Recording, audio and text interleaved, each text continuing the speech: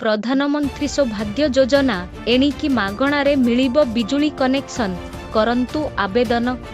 जदि आपण आम चैनल को सब्सक्राइब करी नाहंती तो सब्सक्राइब करी दियंतु, वीडियो को गोटे लाइक करंतु। एमिति अपडेट जानिबा पाई प्रधानमंत्री सहज बिजली हर घर योजना भाबरे जनाशुना, जहा केंद्र सरकारंक द्वारा आरंभ होइथिबा एक योजना, जहा प्रधानमंत्री श्री नरेंद्र मोदींक द्वारा 11 अक्टोबर 2017 रे आरंभ करा जाइथिला।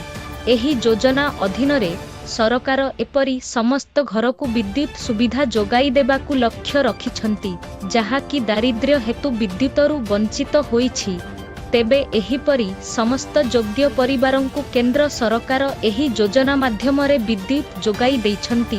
प्रधानमंत्री सौभाग्य योजना सहित आलोक, रंधन एवं अन्यान्य घरोई कार्यकलाप भली विभिन्न आवश्यकता पाई विद्युत जोगाई सेमानंक जीवन रे उन्नति आनिबाकू सरकार लक्ष्य रखिछंती। पीएम सुभद्रा योजनार उद्देश्य देशर समस्त परिवार को विद्युत जोगाइबा लक्ष्य रे भारत सरकारंक द्वारा प्रधानमंत्री सौभाग्य योजना आरंभ करा जाइछि। एहा निश्चित हेबा उचित जे प्रत्येक ग्राम एवं घर को विद्युत जोगाण पाई भित्तिभूमि अछि। एही योजना माध्यम रे सरकार लक्ष लक्ष लोकंकु विद्युत जोगाइबाकू लक्ष्य रखिछंती। आवेदनकारी निश्चित भावरे भारतर नागरिक हेबा आवश्यक। आवेदनकारींकर पूर्वरु कौनसी विद्युत संजोग रहिबा उचित नुहे।